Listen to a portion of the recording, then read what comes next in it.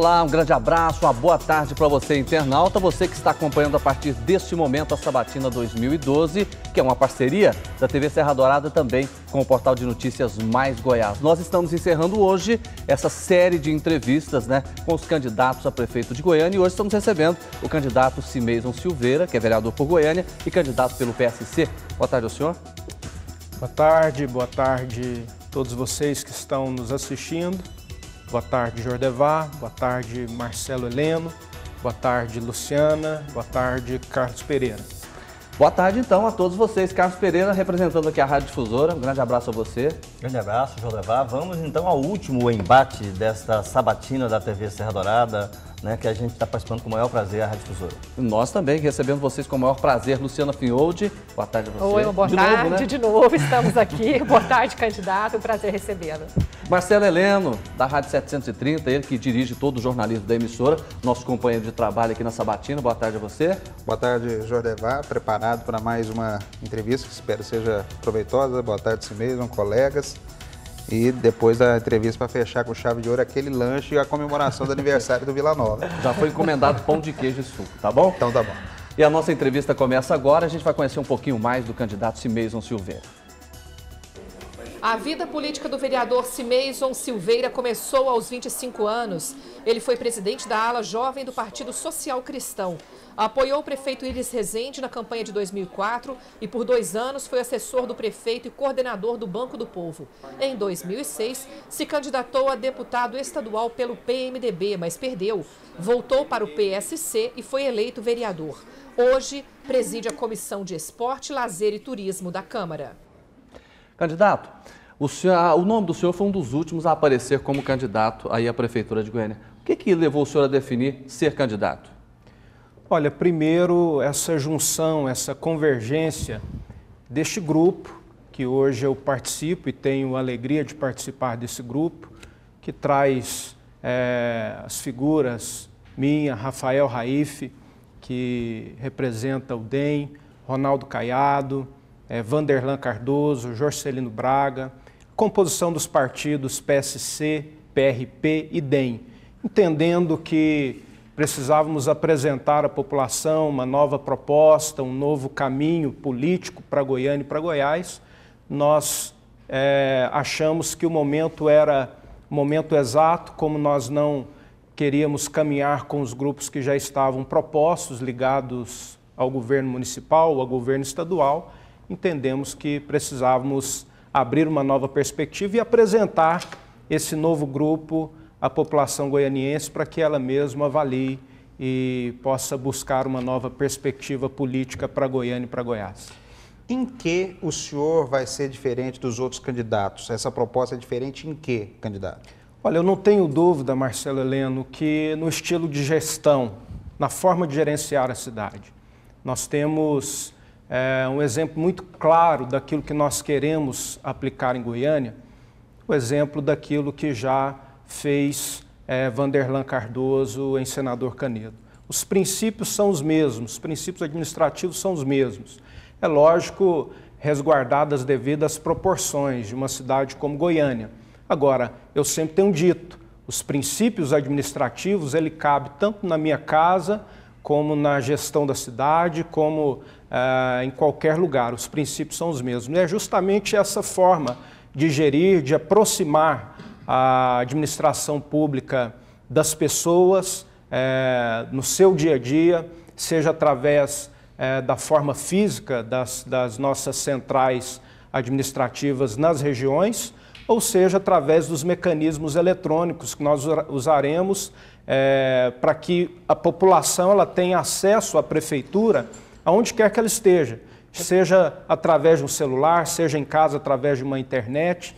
Então, a aproximação da prefeitura do dia a dia das pessoas, do dia a dia do cidadão. Mas que princípios são esses? Não ficou bem claro, candidato. Que princípios são esses que são diferentes dos outros?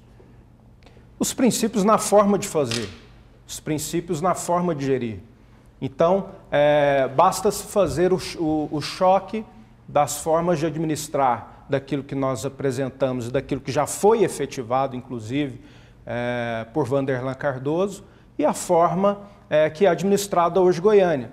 Goiânia hoje é uma cidade que tem uma administração totalmente centralizada. Isso é uma forma totalmente arcaica de se administrar.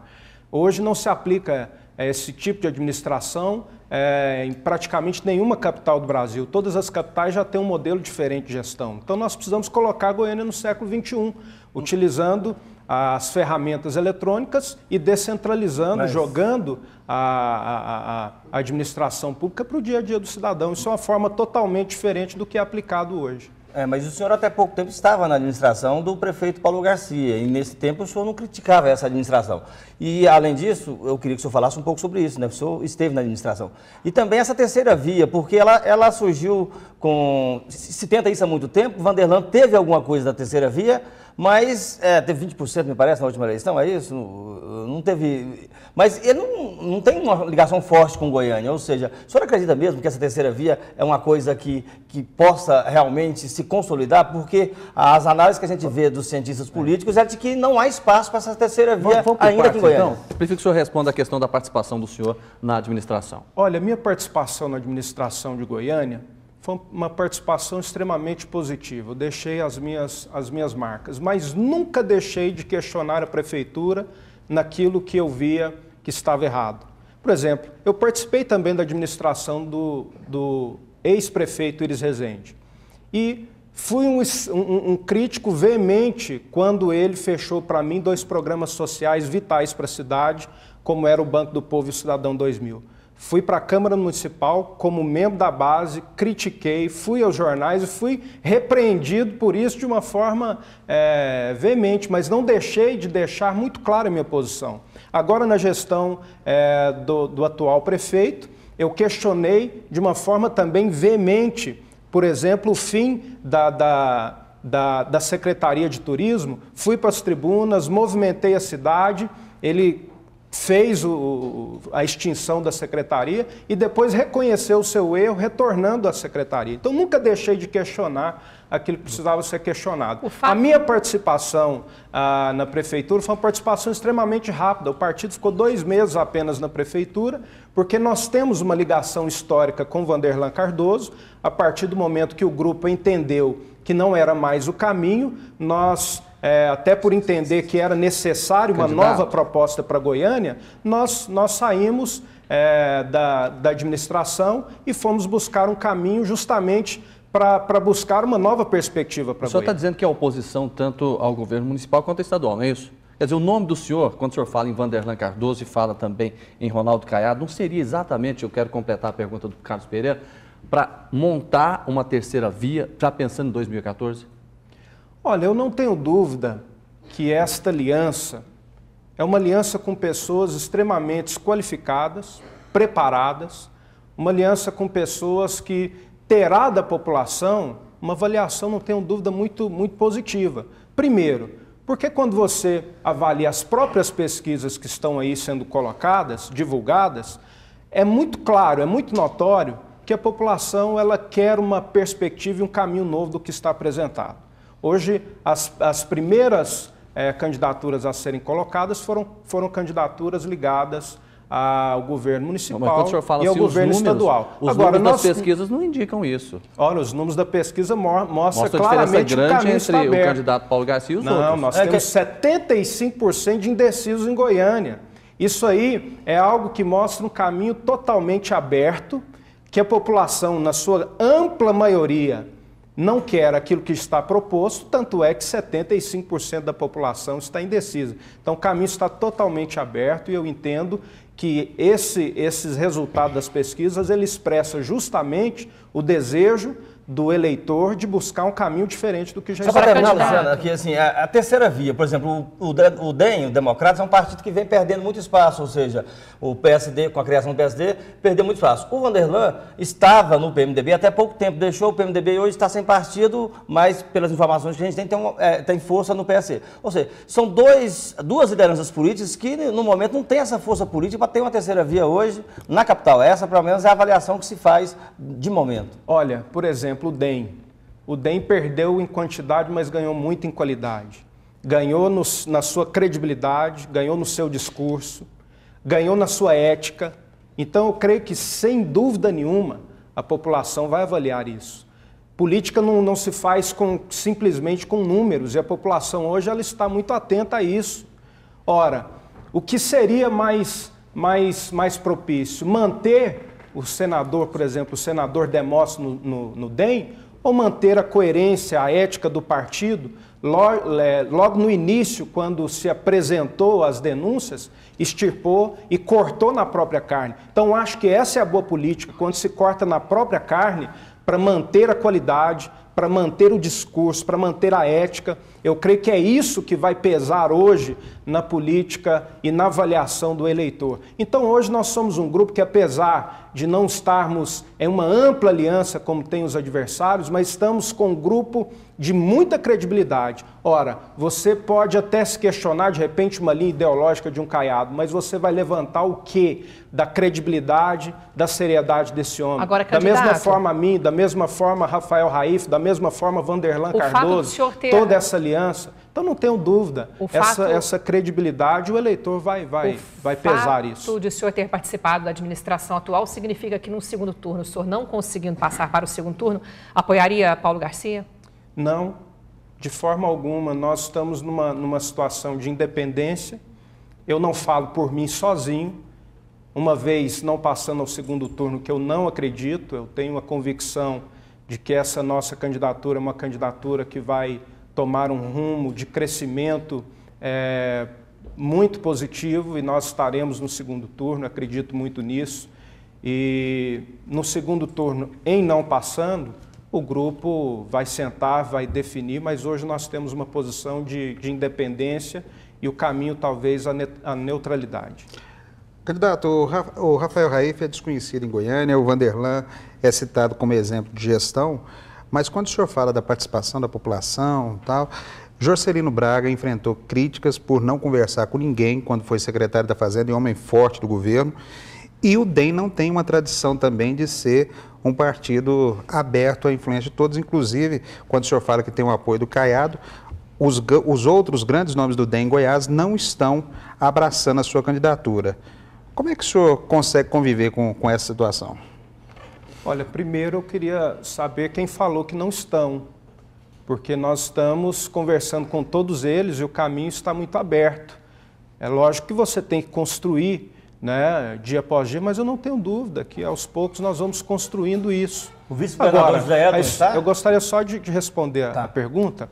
Você está dentro da pergunta. Por exemplo, nós estamos hoje em um momento quando o Marcelo fala de tradição, de história. Ora, a história ela está aí para ser construída. A política se faz caminhando para frente. Se o próprio presidente Lula estivesse esperando até hoje um momento positivo para ele sair candidato, ele não teria sido presidente. Então a história, principalmente a história política, ela é construída no dia a dia. Ela é muito temporal. E hoje nós estamos vivendo um tempo em Goiânia, em Goiás, um momento muito propício para se construir uma nova proposta, um novo caminho, um novo eixo político. A própria população hoje, ela tem demonstrado isso. Onde você vai, você vê que a população ela está insatisfeita com aquilo que está apresentado. A própria apatia com o momento político demonstra isso. Então a população hoje está cansada dessa história que já foi construída, a história do mensalão, a história do Cachoeira. A população quer algo novo, quer algo diferente. E é justamente nesse veio que nós vamos trabalhar a proposta desse grupo. Esse passado, então, não interessa na análise das coisas políticas? O senhor acha que isso não pesa na análise das pessoas, sobre os candidatos, os políticos, os partidos? Isso não tem que ser desconsiderado, que já foi, não interessa mais? Não falei que deve ser desconsiderado. Eu estou falando que se você for esperar um momento positivo, nem Mandela, nem Martin Luther King, ninguém faria uma história esperando um momento propício para fazer. Você tem que defender os seus ideais, você tem que colocar a sua cara à tapa mesmo em momentos difíceis, não é? Então, nós não estamos esperando, se quiséssemos fazer isso, teríamos feito, usado do momento para fazer algum tipo de barganha ou negociata, mas não fizemos isso. Nós estamos colocando a nossa cara à tapa, nós estamos apresentando uma nova proposta para Goiânia, mesmo em um momento político difícil para o Estado, justamente para que o eleitor tenha uma nova possibilidade, um novo caminho, né, para poder escolher bem. Então, não estou desconsiderando a história em momento algum. Acho que a história política de Goiânia, de Goiás, ela tem os seus problemas, né? Mas nós temos que considerar a história sem que ela nos intimide a buscar um novo caminho, uma nova história. Candidato, o senhor disse que o DEM está integrado à sua campanha. Antes do senhor ser candidato, quem era o candidato era o deputado estadual Nilo Rezende. E ele disse que só seria candidato se houvesse uma união da base aliada em torno da candidatura do Democratas à Prefeitura de Goiânia. Ou seja, ele deixou de ser candidato pelo DEM, e aí depois o advogado Rafael Raif, né, acabou sendo o candidato, depois deixou e o senhor assumiu. Ou seja, e tem também o vice-governador do estado, que é do Democratas, o Nilo Rezende, pelo que a gente conversa com ele não está muito interessado na campanha do senhor, não. E também o vice-governador José Elton. Ou seja, realmente há essa união que o senhor fala, mas a gente percebe pelas duas lideranças, principalmente uma grande, vice-governador do estado, ele não está muito assim na campanha, não. Olha, a aliança se constrói. Nada nasce pronto, principalmente na vida política. A política é a arte de se conversar, de se construir. E é isso que nós estamos fazendo. Nós estamos conversando com cada um, construindo com cada um. Nós sabemos que esse nosso projeto, ele foi fruto de um momento onde nós não achávamos propício caminhar com nenhum dos eixos apresentados, e a nossa candidatura foi a última a ser colocada. Então, nós sabemos que nós temos que, nesse início de processo, construir. Nós vamos ter que procurar cada membro, cada componente e buscar essa aliança maior com o eleitor, com você que está nos assistindo. Então, dizendo que foi a política ela é construída. Nós estamos conversando, eu tenho certeza que durante o processo, muitos dos que estão resistentes irão acampar essa campanha, que será uma campanha extremamente simpática junto ao eleitor. Um dos últimos aí, o senhor queria ser candidato ou realmente o senhor foi chamado por Ronaldo Caiado e Vanderlan Cardoso para essa função? Eu sempre falei que o meu grande sonho era ser prefeito de Goiânia, desde o início da minha vida pública. Quando eu comecei, ainda não tinha nada, exercido nenhum mandato, eu sempre disse que tinha um sonho de ser prefeito de Goiânia. E sempre trabalhei com essa perspectiva e com essa possibilidade. Esse é um sonho. E como essas pessoas, essa aliança, sabia disso, nós conversamos muito, e quando houve a oportunidade, eles me questionaram se eu toparia, de imediato eu falei que eu toparia porque é um sonho, eu acredito muito nisso, acredito que eu posso contribuir muito com a administração, com a inovação da administração na Prefeitura de Goiânia.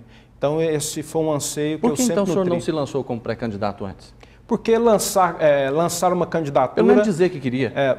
Sempre disse, inclusive quando o presidente do nosso partido esteve aqui o ano passado, do PSC esteve aqui o ano passado, nós conversamos amplamente sobre isso, eu sempre me coloquei como uma possibilidade. Agora, a partir do momento que o PSC estava sozinho, era muito difícil construir essa candidatura. Eu nunca me furtei, inclusive falei para o presidente que se nós conseguíssemos construir uma aliança, eu sairia candidato. Então, ao contrário do que está sendo dito, realmente eu sempre me coloquei à disposição do processo, inclusive foi por várias vezes questionado sobre isso, já dei entrevistas sobre isso também, da minha vontade de ser prefeito de Goiânia, quando da Câmara Municipal, várias vezes eu dei entrevistas nesse sentido. Na semana passada o senhor foi a Curitiba conhecer as subprefeituras, que tem outro nome lá, que o senhor está batizando também com outro nome aí dentro do seu projeto de campanha.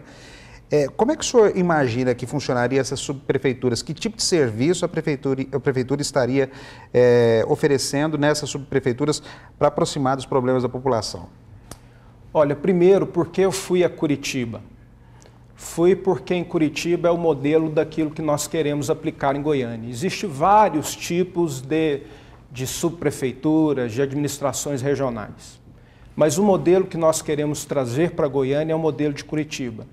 Quem está nos orientando, nos municiando com todas as informações, com os dados, inclusive a equipe que nos ajudará a implantar em Goiânia é a equipe que está implantando esse projeto em Curitiba já há 20 anos. Curitiba está na sua décima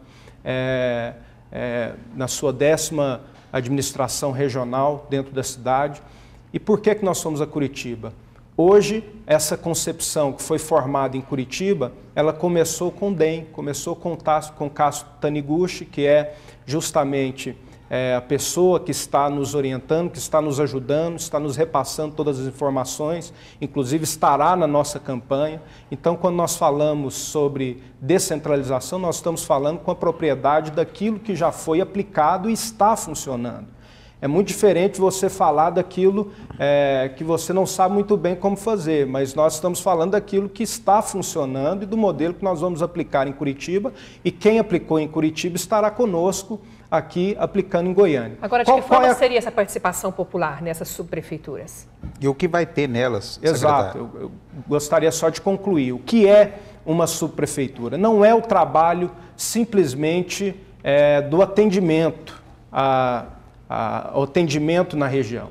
É uma estrutura onde você leva todos os equipamentos da prefeitura integrados uns aos outros. Ali você tem todo o tipo de atendimento que a prefeitura faz, seja na educação, seja na saúde, seja os equipamentos de cultura, de esporte. Todo atendimento que se faz integrado a uma rede de atendimento de saúde, de educação, sempre próximo a um terminal de ônibus para que o acesso seja fácil.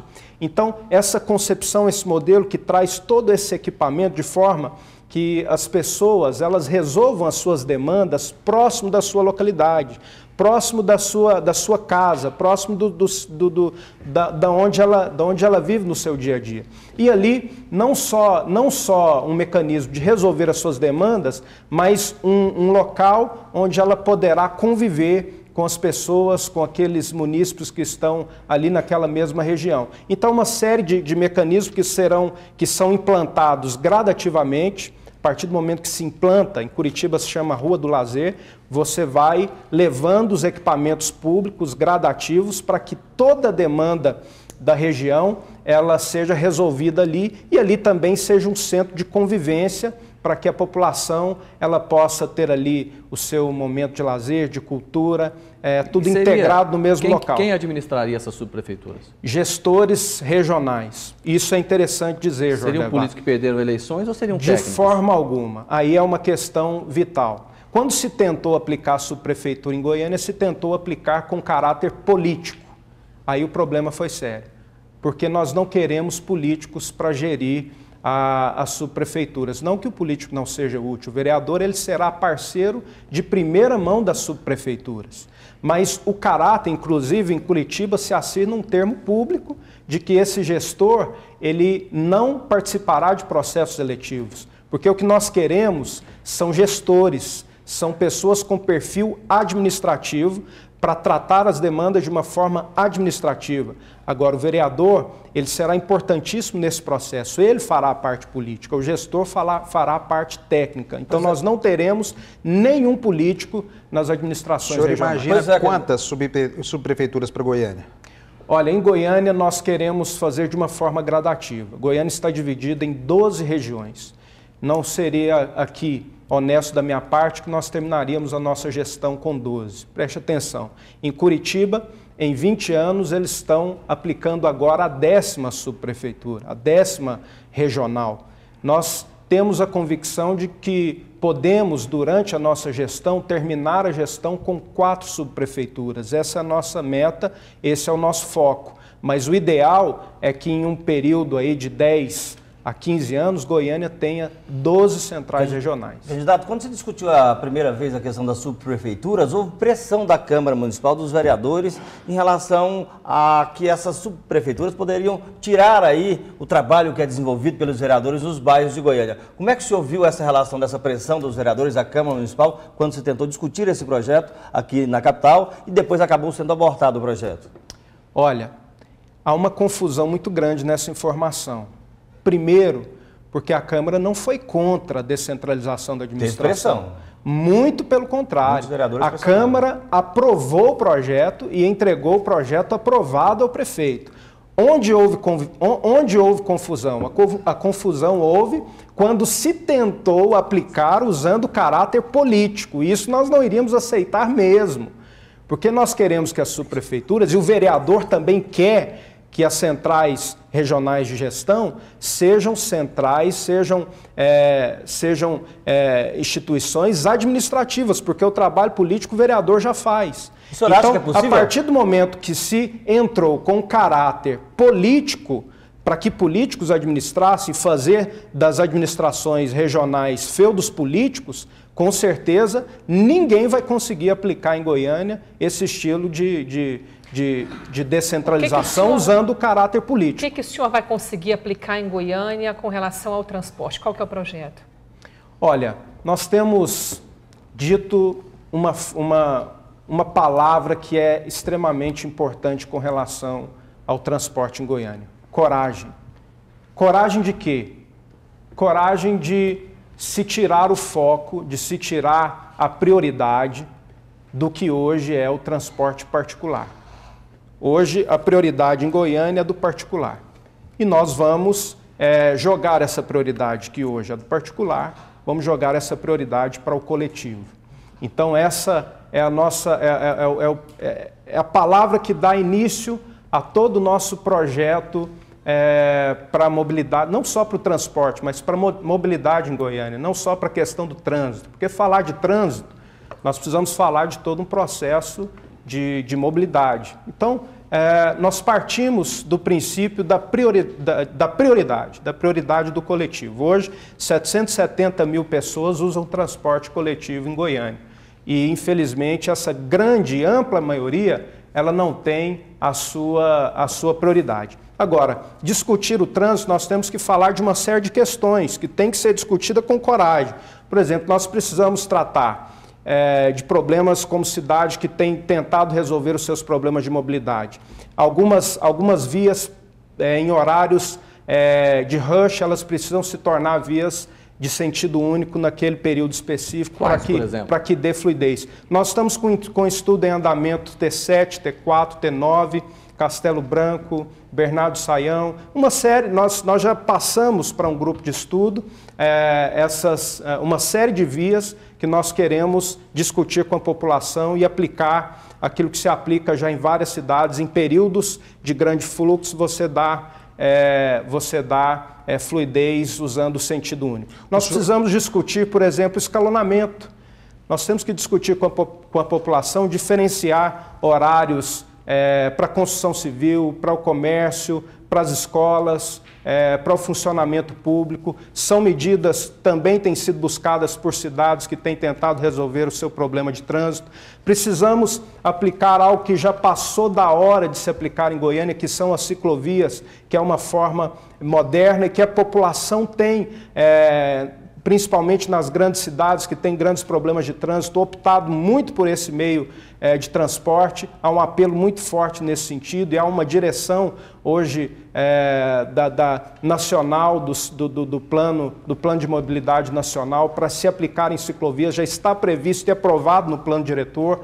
Nós queremos aplicar essa questão das ciclovias em Goiânia. Precisamos tratar de toda a mobilidade, inclusive daquele que anda a pé nas calçadas. Nós temos hoje grande parte das vias onde se passa o transporte coletivo, nós não temos sequer calçada. Nós temos que fazer com que a MT cumpra uma função muito mais orientativa, de orientar o trânsito, do que punitiva. Infelizmente, hoje em Goiânia, e isso não é culpa dos agentes, isso é um modelo que se aplicou de gerir, né? Hoje a proposta é punir, a proposta é arrecadar. Então hoje você dificilmente ou raramente vê um agente no trânsito orientando o trânsito. Você não vê isso mais, mas você vê a todo tempo um agente escondido aqui, outro ali, punindo, multando. Isso é falta de um treinamento, de uma orientação, porque isso não é o agente que determina isso, isso é justamente a gestão que orienta a fazer dessa forma. O senhor pensa em restringir a circulação de carros particulares? Olha, eu acho que nós temos que esgotar todos os mecanismos. Eu acho que que a restrição, a proibição, ela é sempre a última opção.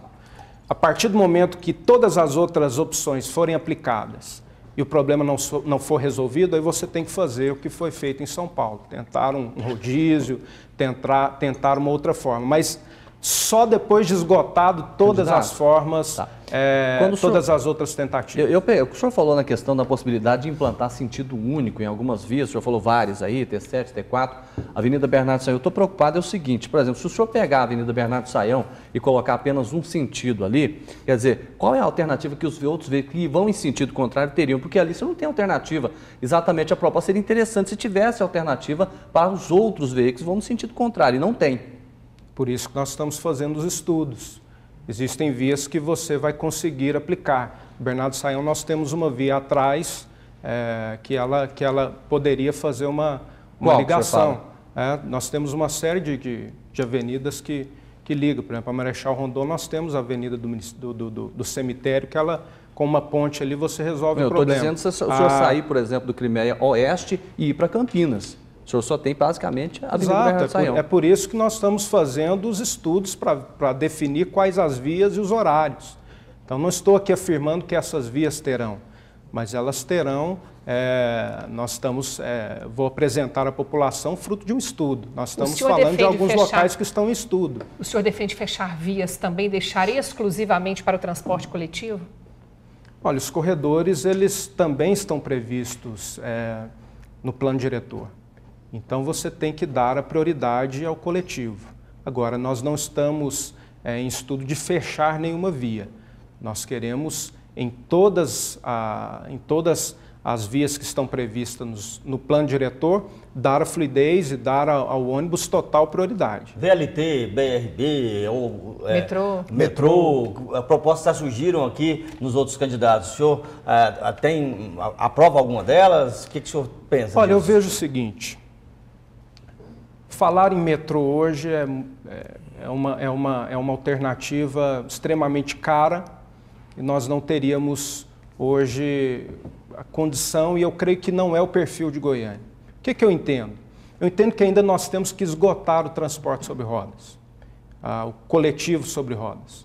Nós temos ainda um vasto caminho, temos que cumprir o que determina o plano diretor, e eu acredito que com os corredores exclusivos, esgotando o transporte sobre rodas, nós temos como resolver grande parte do problema de trânsito e de transporte em Goiânia. Então, acho que hoje, na minha gestão, na minha proposta, eu não falo sobre metrô, porque eu acredito que ainda temos muito que esgotar no transporte sobre rodas. Você aprova o projeto dos corredores exclusivos, do veículo leve sobre trilhos, Sim. E também do eixo norte-sul, também transporte veloz sobre rodas, né? Agora, até a gente chegar ao BRT ou VLT, nós vamos continuar com os ônibus circulando, são esses ônibus, é o sistema de ônibus, as ruas são as mesmas, são essas ruas, o trânsito é esse. E há um lugar comum dizer que, o maior problema do transporte coletivo não é o transporte, é o trânsito. Mas não arruma o trânsito, não arruma o transporte. Como é que o senhor pensa? Que medida o senhor pensa em melhorar a qualidade desse transporte enquanto os outros investimentos não chegam? Olha, o ônibus tem que andar. Infelizmente, essa é a realidade, Marcelo. O problema do transporte em Goiânia realmente é o trânsito. Porque a tecnologia aplicada ela é uma tecnologia até adotada e copiada.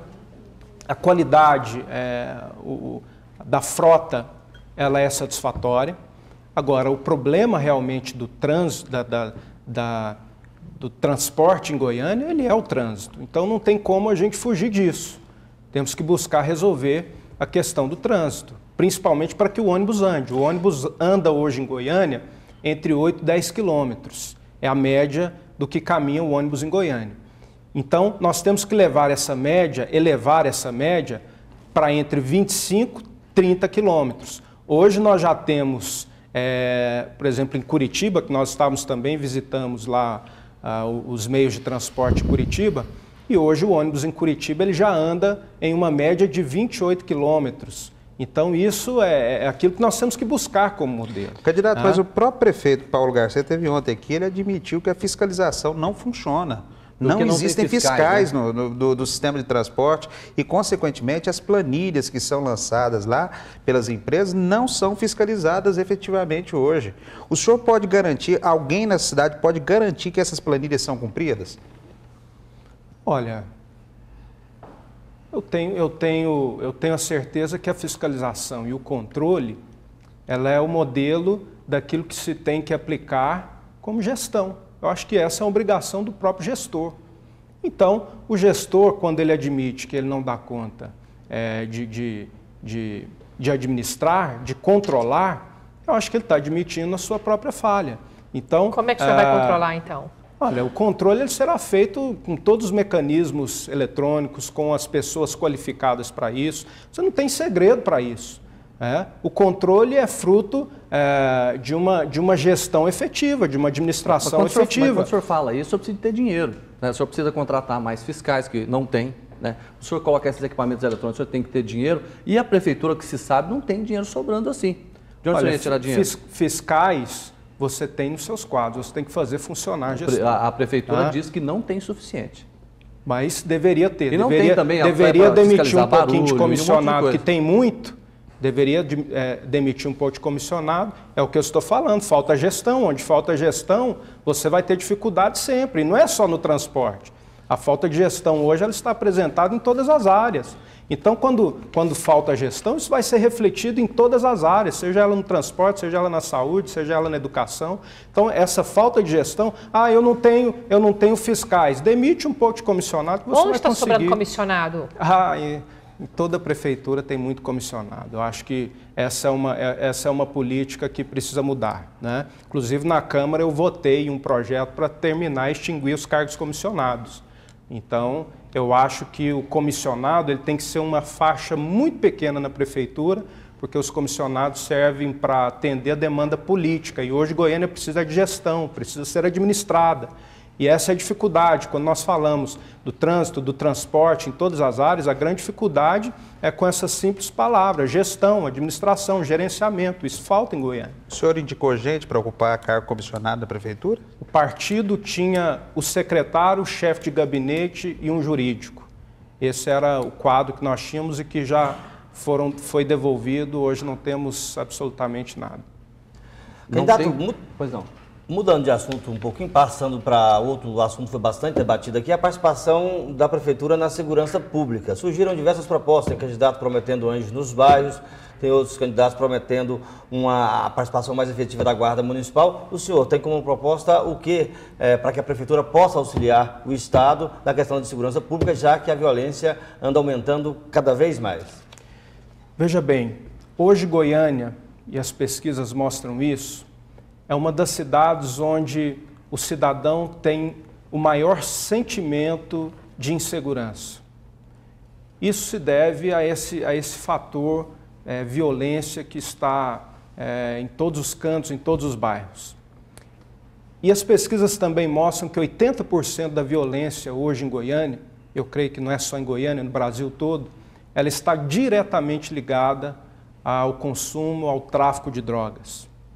Então, o que eu entendo que a Prefeitura precisa fazer como ações determinantes para cumprir a sua função com relação à segurança? Porque a segurança relacionada à Prefeitura, normalmente quando se pergunta ao gestor municipal sobre segurança, a tendência é ele jogar a bola, não, essa é uma obrigação do Estado, essa é uma obrigação do governo federal. Eu entendo que a Prefeitura ela tem uma função vital, que é a função preventiva. A função da Prefeitura ela precisa ser cumprida, porque senão a bomba estoura lá na frente. E como que eu vejo a forma de se prevenir? A partir do momento que a Prefeitura ela assume a sua responsabilidade, o seu papel na segurança, e ela começa a fazer, por exemplo, convênios que hoje não existem, com entidades de recuperação, entidades que trabalham na linha de recuperação de toxicômanos, entidades filantrópicas, religiosas, entidades sociais. A partir do momento que você faz essas parcerias que o poder público não consegue desenvolver esse tipo de trabalho... Vereador? Oi? Essas parcerias já existem, só que não tem entidade suficiente para fazer esse trabalho que você está dizendo. Eu atuei justamente nessa área da Prefeitura. Eu fui o elo em buscar as parcerias com a prefeitura e essas casas. São mínimas e as que existem não funcionam. Então, eu quero que você entenda que nós iremos fazer essas parcerias para cumprir esse processo preventivo, porque cada pessoa que você recupera é um criminoso a menos que estará nas ruas amanhã. E não só na área da ação social, você tem que fazer um trabalho específico com áreas importantes como as iniciações esportivas, também na área da educação. Quando nós estivemos na prefeitura, com 2 meses nós conseguimos retornar o projeto Segundo Tempo, que estava 2 anos parado. Então são projetos que trabalham na área preventiva de uma forma efetiva. Então essa parte preventiva, a segurança, ela tem que dialogar as outras áreas. E outra coisa, além da questão preventiva, nós precisamos instalar algo que não é caro e que é extremamente eficaz, que são as centrais eletrônicas de vigilância. Hoje fica muito mais barato você fazer de uma forma muito mais efetiva, você vigiar a cidade de uma forma eletrônica, com câmeras, e a sensação de segurança ela aumenta e o trabalho ele é muito mais eficaz e muito mais barato. É o que nós estamos falando. Goiânia precisa utilizar as tecnologias. Goiânia não está no século XXI. Goiânia ainda está na Idade Média. Nós precisamos trazer as tecnologias para a gestão em todas as áreas, inclusive na segurança, que são mecanismos eficazes e é uma forma barata de se fazer. Candidato, na área da saúde, o que fazer para que a prefeitura não arque com despesas de pacientes vindos de outros municípios e como garantir diferentes especialistas nos CAIs?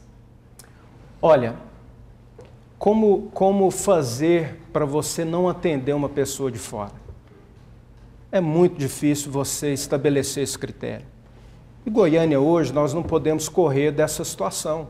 Goiânia hoje, e isso também reflete a dificuldade que o próprio Estado tem de trabalhar na questão da saúde, mas o problema da saúde em Goiânia é uma questão extremamente complexa, porque ela não trata só dos pacientes de Goiânia. E nós não temos como, ao chegar um paciente de fora, mandar ele embora.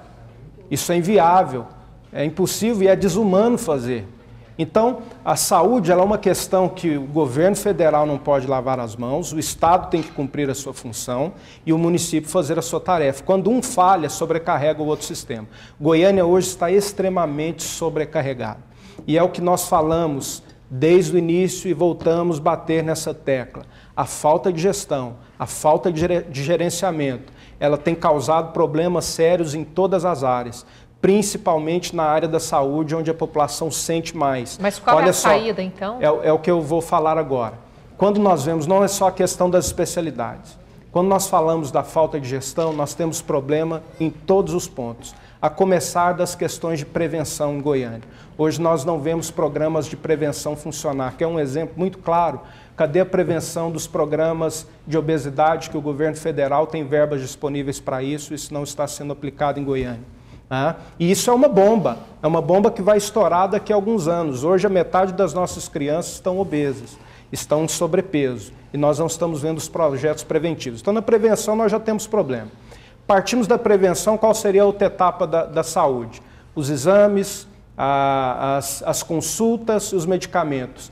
Também temos sérios problemas nessa etapa. A outra etapa, a área das especialidades. Também temos sérios problemas nas especialidades. A última etapa, as UTIs. Também temos sérios problemas. Então, quando o problema não é pontual, quando o problema ele está em todos os ciclos, todos os pontos, então nós podemos determinar que há um problema sério de gestão. Com relação mas eu só colocaria falta de gestão ou falta de dinheiro? Porque a gente percebe, olha, está faltando medicamento, está faltando UTI, está faltando médico. Quando tem médico, ele falta ao serviço. Nós tivemos o caso dessa semana na emergência do CAIS do Jardim Guanabara 3, o médico faltou. Quer dizer, só gestão não é possível que seja só isso, porque senão a gente teria muito administrador incompetente, não é, vereador? Olha, por exemplo, a questão do médico, uma questão bem pontuada. O que é necessário se fazer? O município ele precisa chamar os médicos e determinar e acertar com o médico a carga horária e salário. Então tem que se estabelecer essa relação, porque hoje o médico trabalha de acordo com aquilo que ele acha que ele ganha. Precisa haver um gerenciamento a partir do momento que você parte para para uma forma de fazer. Você precisa abrir essa conversa com os médicos, deixar isso muito acertado. Falta dinheiro para a administração da saúde? Olha, eu digo que falta muito mais gestão. Vou te citar um exemplo claro, Jornevar. Nós tivemos no ano de 2011, 30 milhões que veio do governo federal apenas para questões básicas, para atender essa parte de equipamentos de insumos. E nós vimos agora faltar, na própria vacinação da H1N1, faltou algodão para se vacinar o povo. Nos pontos de saúde, nós estamos tendo a reclamação em praticamente todos que está faltando sabonete para o médico lavar as mãos. Está faltando papel toalha, está faltando copo descartável. Ora, a verba está vindo.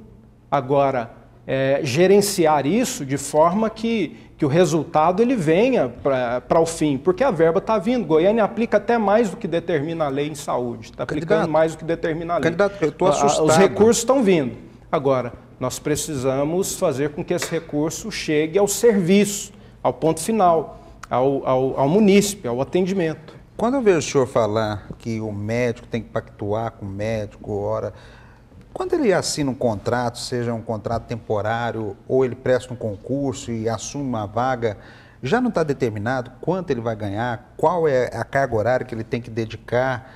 Ele não tem consciência de que se ele faltar, vai ter gente que vai ficar na mão. Isso aí já não está pactuado. E mais, se isso não está acontecendo, se isso não está cobrado, o senhor, como integrante do Legislativo, que deveria fiscalizar essa gestão, também o senhor e os seus colegas vereadores não estão falhando também na cobrança do gestor sobre essa questão? Olha, cobrando nós estamos muito, todos os dias. Quando você vai para a Câmara, você vê que os vereadores estão cobrando todos os dias. Agora, aquela famosa, Marcela Helena, aquela famosa vista grossa. Como você sabe que você não dá a devida valorização profissional, você faz uma vista grossa para não perdê-lo. Então, é essa vista grossa que nós estamos vendo acontecer no município. Isso não sou eu que estou falando, todo mundo sabe, a população sabe disso. Você sabe disso. Então, não é nenhuma novidade aqui que eu estou contando, que eu estou falando. Então, é aquela famosa vista grossa pela falta das mínimas condições desse profissional exercer. Quando eu falo as mínimas condições, é o que eu acabei de citar aqui.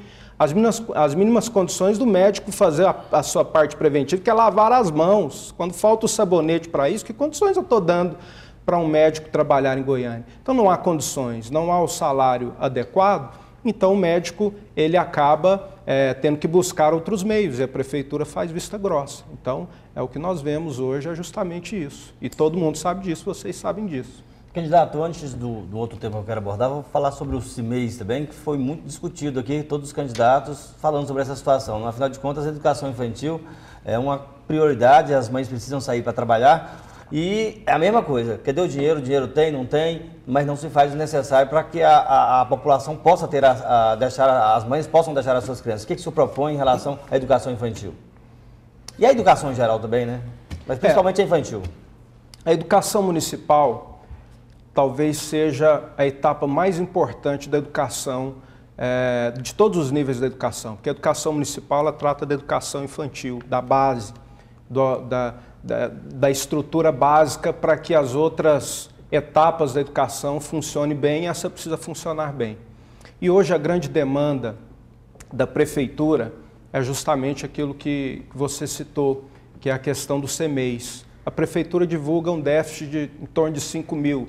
Nós sabemos que isso não é realidade. Inclusive, falta muita transparência nesses dados da prefeitura. Nosso programa, ele prevê a construção de 30 CMEIs. A nossa meta, 30 CMEIs. Aí, quando se pergunta de onde virá as verbas, qualquer gestor que assumir, ele terá exatamente os mesmos lugares de buscar as verbas. Então, ele vai ter ou com a sua própria arrecadação, ou com repasse do governo estadual, ou com os convênios com o governo federal, ou com as linhas de crédito nacionais e internacionais, ou com parcerias público-privadas. Esses são os mecanismos, os recursos têm que vir daí. Então, para bons projetos não falta recurso. Falta recurso quando você ou não tem projeto, ou você tem projetos mal apresentados, ou projetos que têm projetos, eu diria, mal intencionados. Mas, candidato, para criar vagas, então, por exemplo, o senhor vai ter que ter dinheiro para construir esse mês. Está vindo dinheiro para isso aqui ou não? Sim. Está sendo desviado para outra finalidade? Olha, aquilo que eu estou falando. Gestão, administração. Se isso for aplicado, o dinheiro público rende. Vou citar um exemplo para você que está nos ouvindo. Quando Vanderlan Cardoso assumiu a prefeitura de Senador Canedo, ele pagava 60 centavos um comprimido, quando ele assumiu, quando ele entrou. Quando ele deixou o governo, ele deixou o governo pagando 3 centavos no mesmo comprimido. O que é isso? Isso é gestão. É fazer o dinheiro público, a verba pública, render. Quando você deixa de pagar 60 e passa a pagar 3, isso é gestão, é respeito ao dinheiro público, é fazer o dinheiro público render. Então é isso que nós vamos aplicar e fazer em Goiânia. O dinheiro público vai render, porque não vai ter esquema em Goiânia. É o que o senhor falou aqui. O senhor falou em 30 milhões de reais que viriam para a saúde, para insumos básicos, que esse dinheiro não está chegando lá, porque não está faltando sabonete, está faltando papel toalha, não é isso? Essa prestação de contas que chega lá para os vereadores exatamente avaliarem, não avalia isso também? Não seria o momento dos vereadores também denunciarem que esse dinheiro que viria para cá foi para outro lugar? Coisa que a gente não viu pela Câmara Municipal. E complementando, Jodevar, quando o senhor fala que não vai ter rolo, é sinal de que hoje tem rolo na compra de medicamentos. Por que o senhor não denunciou isso até agora? Olha, eu não estou falando que tem, eu estou falando que na nossa não vai ter. Estou falando que o mesmo modelo que está acontecendo em Senador Canedo é o que nós vamos aplicar aqui. Se pagava 60 centavos um comprimido e passou-se a pagar 3. Justamente isso que nós vamos fazer. Nós vamos rever todos os contratos, aquilo que estiver abusivo. Tinha rolo. Aí cabe aqui em Goiânia, cidade. Então, é a mesma coisa. Eu estou falando que lá teve. Aqui, estou acabando. Falei hoje aqui. A falta de transparência dos dados da prefeitura, ela é imensa, inclusive com a Câmara Municipal. Nós cansamos de pedir informações da prefeitura e não recebemos. Elas são informações truncadas. Eu tenho aqui, por exemplo, a informação que tem no site da Prefeitura de receitas que entram e saem. Preciso localizar ela aqui. São informações totalmente genéricas. E aí é onde eu falo, nós precisamos aplicar as tecnologias para dar transparência, porque a melhor forma de controlar os gastos públicos é você dar transparência. Desde o início do processo. Começou um processo, abriu-se uma licitação, durante todo o processo você tem que dar transparência, porque aí o cidadão vai saber quanto que ele paga na farmácia, num Tilenol e quanto que a prefeitura está pagando. Aplicar a tecnologia como, candidato? Aplicar a tecnologia que o senhor defende. Olha, as tecnologias na segurança eu citei agora, falar das centrais eletrônicas de monitoramento. Na saúde, em todas as áreas, dar transparência, nós precisamos usar as redes, nós precisamos apresentar isso à população, isso é chegar à prefeitura no dia a dia do cidadão. Você tem que deixar as tecnologias disponíveis, as redes sociais, para que o cidadão, quando ele quiser saber como tem sido o trabalho público, o que ele tem pagado em cada área, seja num medicamento, seja em um comprimido, o cidadão tem que saber quanto Eu queria que o senhor falasse sobre essa questão da prestação de contas que passa pelas mãos dos vereadores. Jordevar, você já foi numa prestação de contas na Câmara Municipal? Não sei se já, mas eu creio que já. Uma prestação genérica, de dados, da mesma forma que você entra no site da Prefeitura, você tem lá prestações genéricas. E hoje há uma recusa muito grande da Prefeitura em repassar as informações. Mas não é papel do vereador avaliar isso? Isso não é só para a Câmara, nós temos tido embates diários com relação a isso, as informações que não chegam, você pede informações, elas não chegam. Então, se não chega para a Câmara, imagina para o cidadão, imagina para você que está nos assistindo, se a mesma informação que chega de forma genérica para nós, chega para todos. Então, isso tem que mudar, se não houver transparência no controle, na forma de se administrar, você jamais terá um controle efetivo, você não terá essa participação popular, porque o interessante é a população saber quanto que ela paga e quanto que o governo está pagando, quanto que a prefeitura está pagando. No medicamento, quanto que eu pago no medicamento, quanto que a prefeitura está pagando. Então a população ela tem que ter a condição de fazer esse choque de informações, e hoje ele não é possível. Então, usar a tecnologia, dar transparência, é o que nós queremos justamente para que não haja nenhuma dúvida nos processos. E hoje há dúvida sobre vários processos. No início da entrevista, o senhor falou que se apresentou como alternativa, que a população está cansada desses dois grupos. Nós temos na sucessão Paulo Garcia, ele teve ontem aqui, disse que se sente orgulhoso de ser o sucessor legítimo do Íris, representa o grupo do PMDB. Jovair Arantes, apesar de dizer que formou uma outra base para concorrer, ele representa o grupo de Marconi Perillo. E existem outros 6 candidatos. Por que o senhor representa esse sentimento de mudança e os outros, como é que ficam os outros? Os outros não representam ou é algo diferente? Olha, representam. Eu digo que hoje as candidaturas vinculadas à prefeitura e as candidaturas vinculadas ao governo é algo do que já está aí há um bom tempo e a população está vendo isso e está insatisfeita. Então, as demais candidaturas são propostas novas. Por que que eu acho e eu entendo e eu tenho dito que esse grupo que eu estou hoje é um grupo que tem condições de representar bem esse sentimento popular? Porque é um grupo, é uma aliança que já tem serviços prestados a Goiânia, a Goiás. É um grupo que já está aí, que já está provado que são pessoas de caráter, são pessoas que têm as suas posições políticas muito firmes em favor da comunidade, em favor do coletivo. Então são pessoas que já estão sendo experimentadas e é uma aliança que não é de um ou de dois, é uma aliança de grupos que estão se formando para uma nova proposta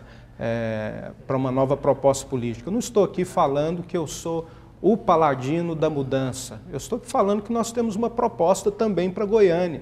E quem vai definir quem é o melhor modelo, se o modelo que a população quer é o modelo que já está, ou se é o modelo ligado ao Estado, ou se é alguma novidade que está sendo proposta, isso quem vai definir é você, eleitor, é você, a população. Eu não estou falando que eu sou a solução para os problemas de Goiânia, mas estou falando que nós estamos aqui nos apresentando com um grupo ético, com um grupo que tem trabalhado, com um grupo com uma aliança que eu não tenho dúvida, tem nomes de experiência e capacidade para dar a Goiânia gestão.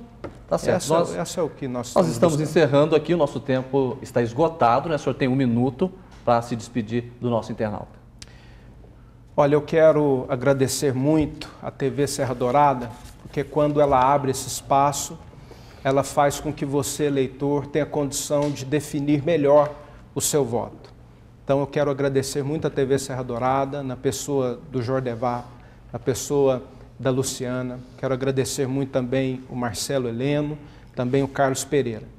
E agradecer a você por estar nos assistindo, por estar avaliando. Mas eu quero também aqui deixar com você esse pedido para que nos dê a oportunidade de administrar Goiânia. É uma cidade que eu amo, que eu vivo aqui, nasci aqui e quero poder contribuir muito com essa aliança de pessoas sérias para que nós possamos construir a Goiânia que queremos, a Goiânia dos nossos sonhos, a Goiânia próxima de você, a Goiânia que você tenha condições de viver nela, de participar dela, resgatando esse sentimento que nós trazemos na nossa coligação, que é Goiânia, minha cidade, minha família.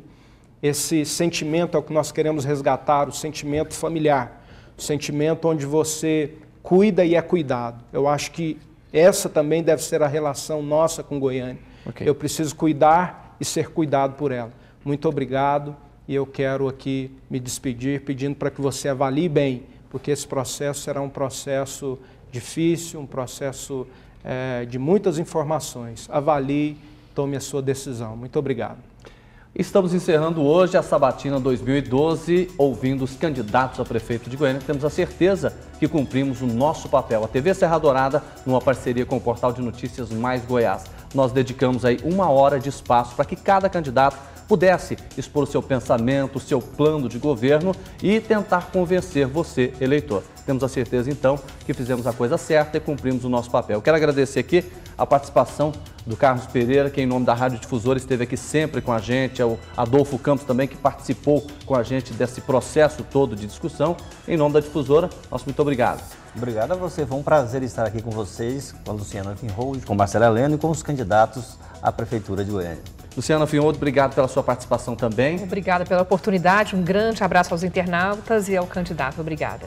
Marcelo Heleno, diretor de jornalismo da Rádio 730 também, que esteve aqui sempre presente em todas as entrevistas. Muito obrigado a você. Menos a de segunda-feira que o Marcos Cipriano teve me substituindo aqui. A altura. A altura, por sinal. E registrando, agradecendo mais uma vez a participação. O Cimeison, aconteceu uma coisa interessante. Sim. Ele perdeu a festa de aniversário dele, que é domingo, não pode fazer, senão a justiça vai lá e vai grampear ele. Então ele não vai ter festa de aniversário esse ano. Faz com a família, né, candidato? Obrigado ao senhor. Vai ser uma festa um pouco mais restrita. Obrigado a todos. Tá certo. Um grande abraço a você, obrigado pela companhia e a gente volta aqui na TV Serra Dourada, claro, fazendo a cobertura das eleições 2012 com todos os detalhes para você. Um grande abraço e obrigado.